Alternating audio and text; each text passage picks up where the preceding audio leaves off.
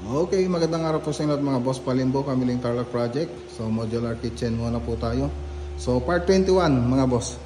So mayroon pa pong hindi po nilagay rito yung lagayan ng ano dito. May modular po pong ilalagay diyan, tapos salamin po yung pintuan po no. So yun na lang po yung hindi po nilagay rito, tapos yung mga faucet doon mga boss para sa kitchen sink. So yan, so naka-floated panel po tayo rito. So ito ba po mga boss, may secret yan, huwag niyo sasabihin. So yan, dito rin, dito sa kabila pala. Yan. Okay. So dito naman sa loob, so mabilisan lang po tayo, bigay kay mga detalye. So naka neon lights na rin po tayo dyan. So ayan, pagkita ko na lang po yung mga ano rito. Alright, so ito po yung iba. Tapos yan. Okay. So dito naman tayo. Ayun Tapos ayun pa yun Ayan.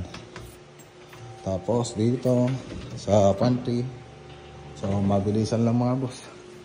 So ganyan lang kabilis. So ito po yung wala pa, hindi pa nilagay. So crystal white. Crystal white po yung nilagay nating counter dito, pati yung backflash niya, pati dito mga boss. Crystal white ni crystal granite. Okay, so balikan na lang po natin ito pag natapos. Magandang araw po sa inyo lahat at God bless.